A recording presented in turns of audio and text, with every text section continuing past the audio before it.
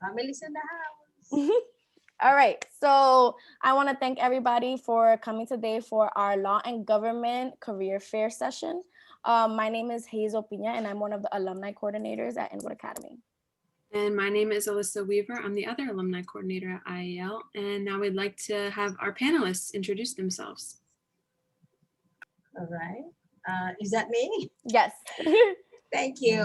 Thank you all for having me. I think this is wonderful. Well, my name is Faye Foremon. I wear several hats, and just for the purpose of this panel, I wanted to share each of them. First of all, I am the chair of the Youth and Education Committee at the Community Board 12. That's one hat that I've been wearing for almost 11 years. And I'm also the founding organizer of the Youth and Police Building Bridges. I also serve as a president of community services with Faith Hope and Charity, which is a non-for-profit organization for the past almost like 13 years. And I'm also former president of the Community Education Council for District 6, and also board of president appointee. Thank you for having me again. Hey everyone, my name is Jorge De Osa. I'm a prosecutor at the Manhattan District Attorney's Office.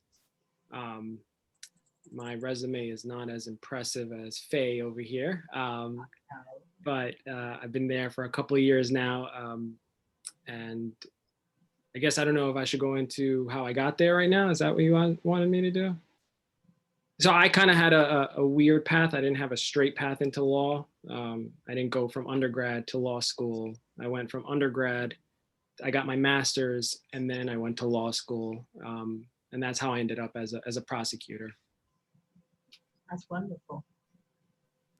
That's great. So some of the questions that we had actually was our alumni, one of our other alumni ambassadors that came up with these. What are the advantages and disadvantages in your profession? Well, I will say that there are a lot of advantages more than disadvantages in this field. For example, to me is the ability to help others and bring light into their path, which is highly important. The acquisition of knowledge, I think, is great. Flexibility when it comes to time, a schedule, and so forth. Also, the personal satisfaction that you get into, this field. Making connection, you get to meet a lot of people, a lot of interesting people from all paths and background. You also, the personal satisfaction, I think, is also great. And yes, I think in the intent of the disadvantage, I would say probably the long hours that you have to cope with. And also resources are not available always readily, when you want them to be there. So this would be actually the advantage that I can see, and disadvantage. So more advantage than disadvantages, I think, based on my personal experience, yes. So for me, I don't know, I think there's more advantages than disadvantages. I mean, kind of to echo what Faye was saying, right? Working, so as working as a prosecutor for the DA's office, I work for the state government, right? So it's the public sector.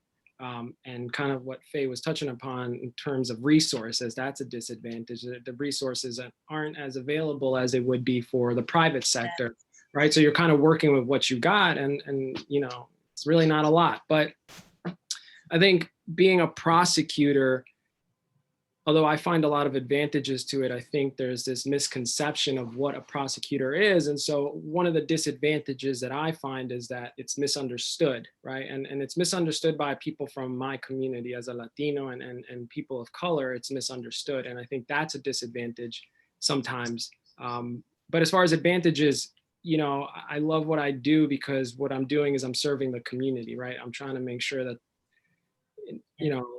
I'm hoping that I can make the community safer for everybody, and doing right by everyone, right? And that also means doing right, not just for the community itself, but also for the person that my defendant, right? Doing right by them, whatever that means. So, and you feel good about it. So there's advantages, and like I said, those are some of the disadvantages of my job as well. This is great, yes. So, I mean, that's kind of ties into this next question. Is holding a position with this kind of responsibility frustrating, and how do you navigate those frustrations and work through them? Wow. Well, and remember, I can only speak based on my personal experience. So I will say that frustration is part of any job, and an emotion one will experience at some point. However, I wanted to say that the important things to know here is how to handle frustration, because they are always going to be present somewhere, somehow. I always take myself, for example, there is a solution, because in reality, every problem has a solution. And that is inspiration, to keep keeps me, inspired all the time. So that's how I guess I see this is the answer for this question. It's more than anything else that admit that frustration is going to be present at all level of situation. Look at the national level, what we experience today. But anyway, at the end of the day, once you recognize that the frustration is going to be present, just think about it. At the end of the day, it's going to be a solution, and that's what you have to keep in mind. And that would serve as an inspiration, at least to me. So it definitely is frustrating at times, right? So as a prosecutor, when someone gets arrested for whatever, they're processed by the police, and then they're brought to the court, and then the case is written up. And then as a prosecutor, it comes to me, and I'm the one who holds essentially all the power in my hands. I'm the one that determines, okay, what are we charging this individual with? And once I've made that charge, once the case is active, I still have all the power. Okay, what are we going to do with this? Is this a case that I'm going to take to trial? Is this a case that I'm going to work on trying to get this individual help?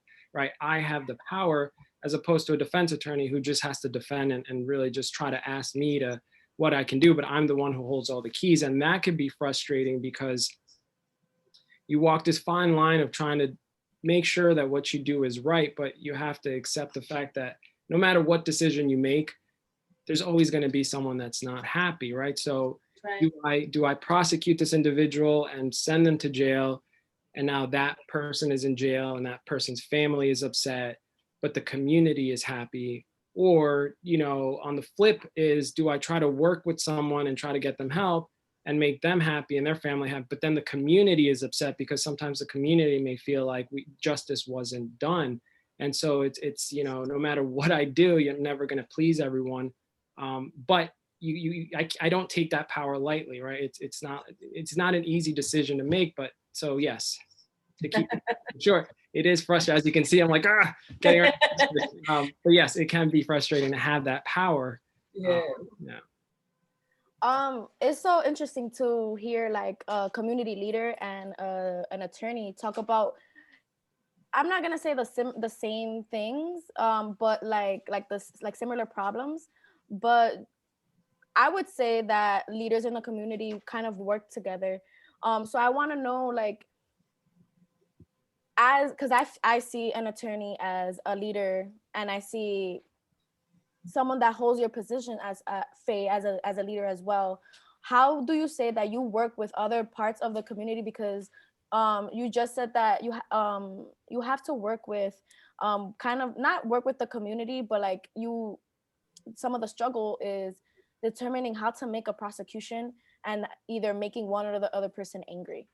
So how do community leaders like you guys work together to kind of not please, because it's not about pleasing the community, but making things just?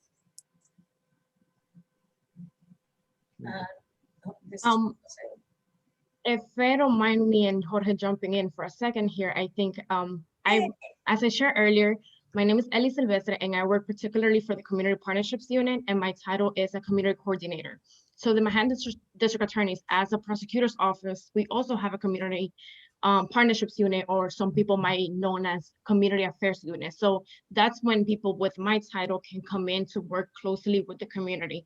So someone like me covers different areas of Manhattan. So I cover West Harlem and Washington Heights and Inwood. So I attend community board meetings, community council meetings, anything that has to do related with the community, so we can hear the concerns and bring it back to our office, and working with our ADAs and lead person in our office, we can address some of the concerns that the community might be having. And so we service as that bridge between the community and my office.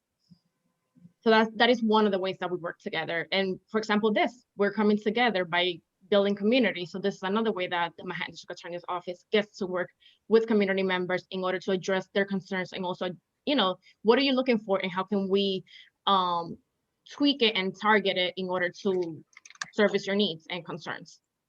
Right, and I'll just add to that. I mean, that's right. I mean, part of it is being involved in things like this, right? Whether it's speaking to kids or even speaking to adults about different varieties of topics to kind of make sure that they understand their rights. So it's our job to inform people. And the other thing I was going to add is that, even when I have a case, whether it's a victim or victim's family, like the DA's office has services through the witness aid service units, right? So, we can help out people, even when I'm working on helping them out on a case, the DA's office, we still try to help make sure that they have whatever they need out in the community. So we're always trying, we have different programs. I know like my office has programs for students. We're trying, right? I mean, but of course, someone who's a community leader, obviously, has their ears to the ground more than we do, right? So I can't, do as much as I'd like to. There's only so much that I can do. So I'm sure Faye has more to say there. Not really. I think you basically had eloquently put it together, even the way that I probably would say so, more than anything. And this is actually more you feel than anything else. So I guess I pass on this. And I think I want to add to Jorge's point. We're really huge on in order to deter crime and address crime. We do this by education and bringing awareness. So for example, Domestic Violence Awareness Month. Next month is Teen Dating Violence Month. How do we teach and provide these resources to the community? And we do this by attending the meetings that I share. So we go to every community board meeting. If someone's interested in learning in a particular issue, for example, gun violence is super huge. So we hear the concerns and we work with the community and the partners inside our office in order to educate and bring awareness and work together as a community. I have a question for you guys. What is something that you guys wish you knew prior to becoming a professional in the field that you guys chose? Well, I think that's a very interesting question, because I guess I think all of us may not have like the same opinion, but in my case, I wanted to say that because I am in a field that I enjoy, working in, I feel that I have been doing this all my life. I guess since I was born to this. I really can't say that I wish I knew anything prior to me getting into, this profession, because what can I say? I love what I do and I highly respect what I do. To me, it comes naturally. Since I was a little girl, I always felt that I have a responsibility with my family to begin with, my peers around me, and I always found myself like getting involved and helping. As a matter of fact, I just wanted to say that my best friend were people when I was like 7 or 10 years old. My friends were like in their 70s, 80s. So I don't know how to put this, but in reality, yes, I feel that, it's nothing that I can say that, to me, it just comes naturally. Yes. Yeah, I don't know. I think I agree, because I don't know if there's anything that I wish I knew. I mean, the problem is that there was a lot I didn't know coming in, right? But that's in part because of my upbringing, right? I grew up, I'm a child of an immigrant family, and there's only so much that they were able to help me with. So a lot of it I just had to learn on my own, right? So I didn't really know a lot, but now that I'm here, like there's really nothing that I'm like, wow, I wish I had known that. Like, I love what I do. Yeah. There's days where it's like frustrating, yes, but for the most part, like I do enjoy what I do. And so I don't know, it's a great question, but I don't think there's anything in particular that I'm like, man, I really wish I knew that. Yeah. It's a great feeling. It really is. It really is. Especially when you put your head on your pillow at night that you did the right thing.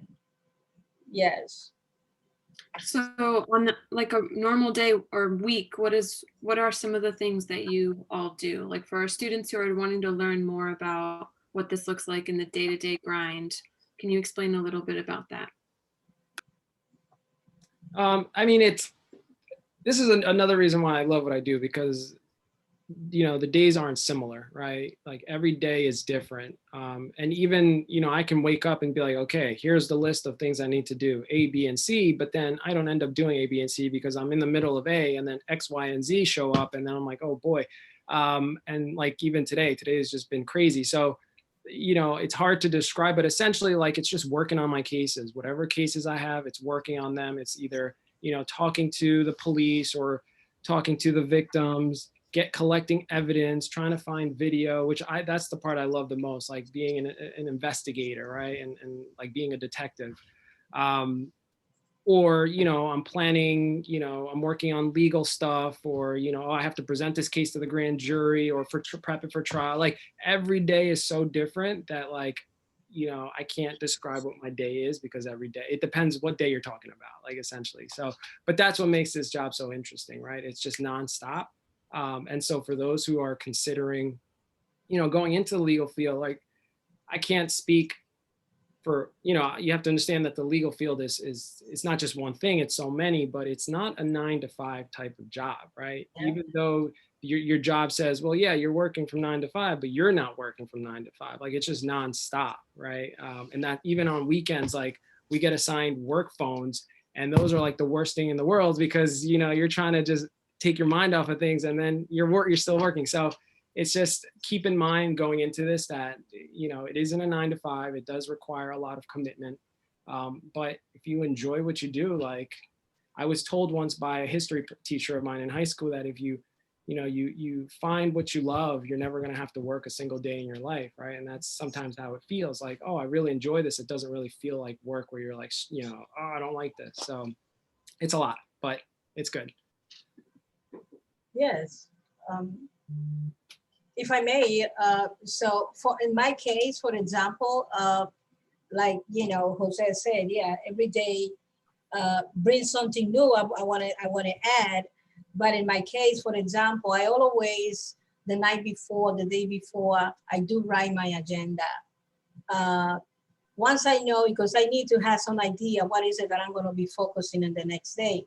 But also just early in the morning. So I really like to, and I love to read what is going on, temperature from what kind of day we're going to have, what is on the news. Because sometimes, let me tell you, you have your agenda set, but there is a lot of distraction. There are things that comes on your way that you did not prepare, or you were expecting it, and you have to cope with those situations. But I would say that in my agenda, having an agenda already set, I'm always going to find to either it is what am I going to, who I'm going to invite to my next meeting, my colleagues, what is it, what is pending, what is the pending issue that we may have, what is the kind of conversation we want to bring. So I always find myself writing and thinking, what is it that I'm going to take? What is the next level that I'm going to take, or the next thing that I'm going to be executing in the community. But all that I do, honestly, is just thinking and focusing, what can I bring into the community? Who needs something? And trust me, I receive tons of, phone calls, people calling me, asking me questions, how they can solve X and Y particular situation. They need a referral. Of the church, which I also work very close with the church. So it's just I've been bombarded from different sources and people and things that come in along. But my day can be multicolored if I can frame it in one particular sentence. Yes. And I think That's it. Thank you. I don't know if I think I missed this question. What is, so these are really hard professions, and positions to have in the community.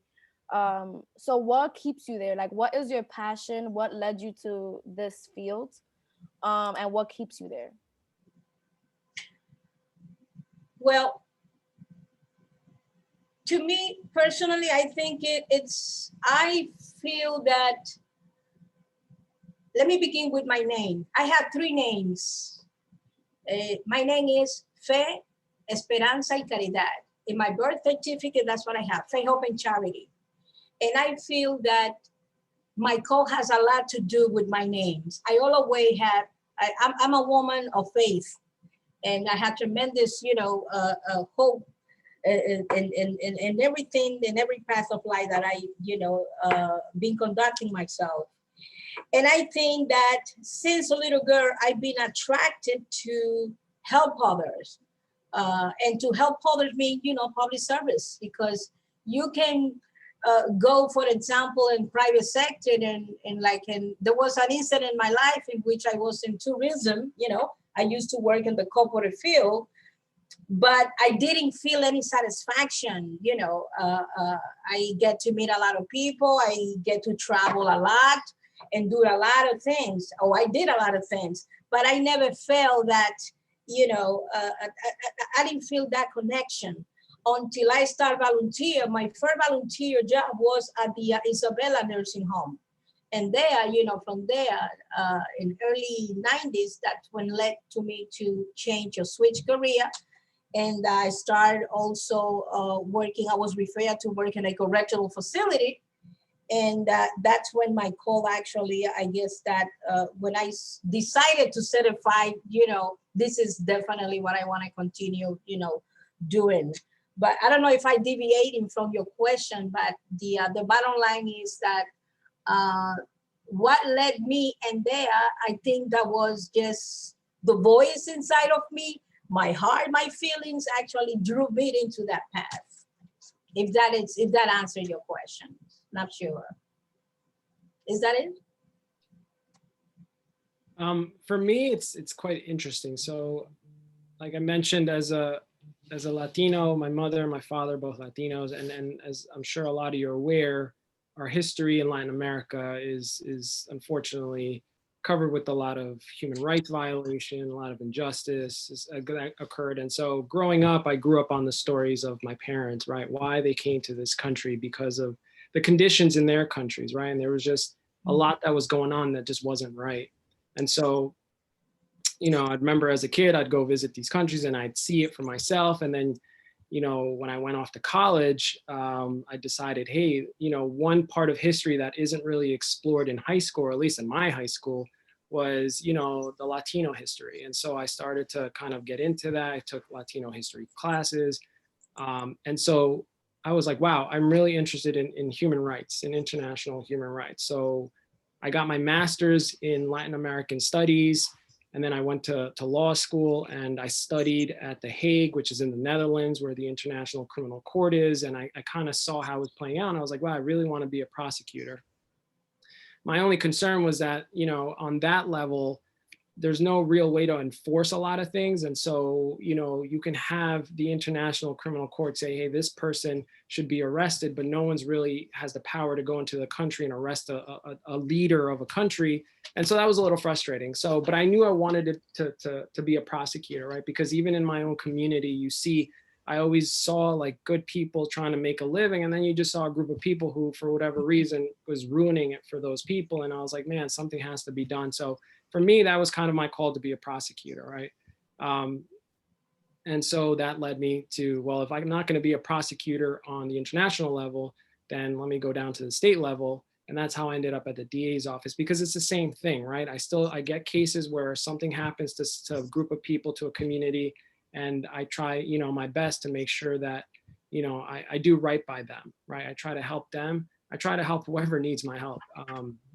Whether it be the person who was arrested and or the community. So that's kind of short version. I can go on as to my story, but like that's really the short version as to why I became a prosecutor. And that's what drove me to be a prosecutor.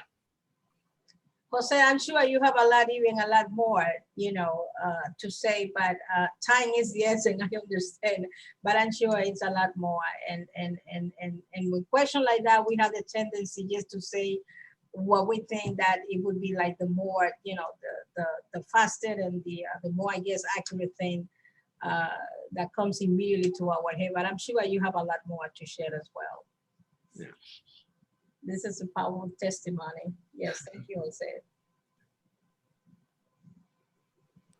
So I think as we start to wrap up, I think we'd love to hear any kind of practical advice that you would have for either, graduating high school students or even those like our alumni on the call who are pursuing those careers, or what are ways in a competitive field where there's a lot of different areas, what are some practical pieces of advice as far as internships or how to be successful in those areas and to make that kind of impact? We'd love to hear some of that. The one that I always tell people is, and this is what helped me, right? Like I said before, my parents could only help me so much. There was a lot they didn't know. They didn't know about the, applying to college process, or even once in college, they didn't understand the process of going to grad school. Like, so you kind of have to, if you really want something, you have to go for it, right? You have to have that drive. You have to figure it out on your own. And one thing that I tell people is like, when you're in school, whether it's in high school, you're going to college, or college going on to somewhere else, like use your professors as resources, and just reach out. I know that's like the scariest thing for a lot of people, reaching out to people and making connections, but that's really the only way that you're going to get to where you want to go, right? You're always going to need the help of someone else. And listen, there's going to be times where you reach out to someone and they don't respond, fine, whatever, move on, but keep doing it. Like if you got the drive, if you're hungry, just do what you got to do. Once you know what it is you want to do. Yes. Like you want to do internships, you want to get involved. So that way your resume speaks to whatever it is you want to do, right? When you're trying to apply for the job you want to get, and then they're looking at your resume like, oh yeah, this person is clearly interested in whether it's be a public servant or whatever, like you just want to make sure that you're gearing yourself towards it. But the best advice I could give is just really don't be scared to talk to people, to make connections, because those are, and have mentors, right? I have a lot of mentors because there's just a lot of people who are willing to help me, and I'm grateful for that. And I wouldn't be here if it weren't for them, right? So that's my best advice I could give. Yes, I can agree enough with you, definitely. I also wanted to add that, for example, yes, internship, it's a great idea, but I think also that since not everyone necessarily know what exactly, or they can identify what is their call, they have to test different water in order to find out. For example, one of the suggestions that I wanted to actually share with any student is that get into civic engagement. This is wonderful.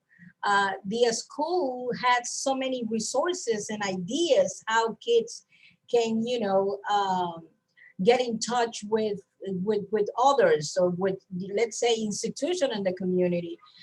Community board, it's a great institution for a student to, for example, if they wanted to get to know what we do.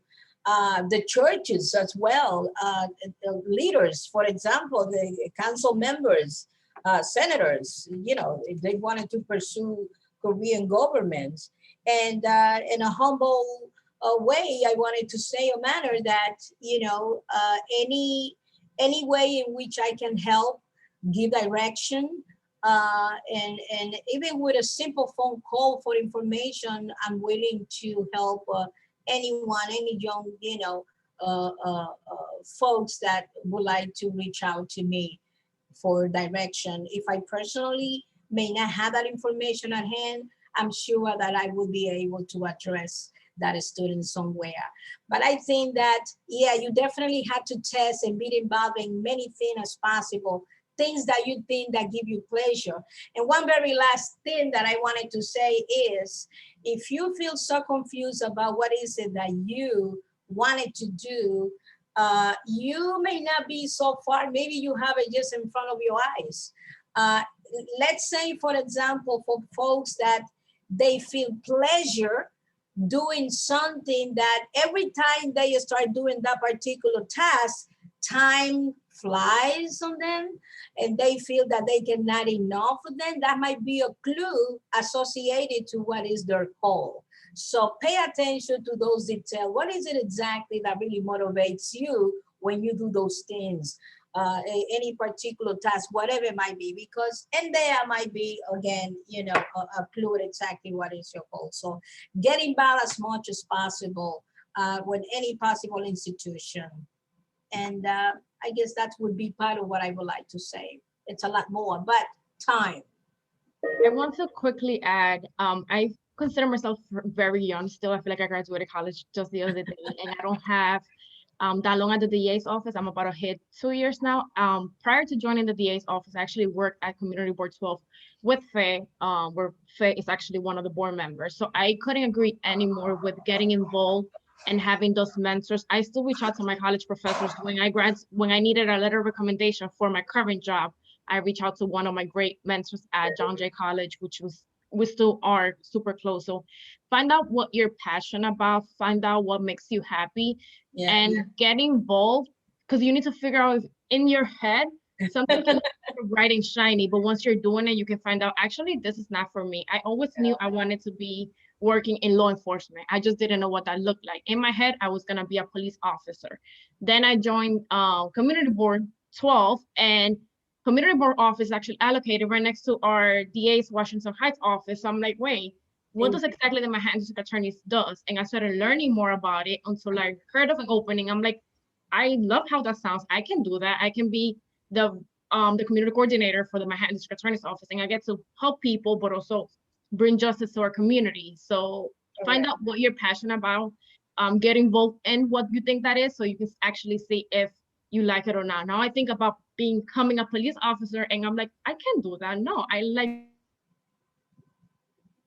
doing what I'm doing now. So just look for it, and you're gonna find it and learn about it. Because, for example, my office is not only prosecutors; we have so much other hats in it. So if you learn about it, you might see if you want to do that or not. And join our internship. We have great internship, college internship, high school internship, fellowships.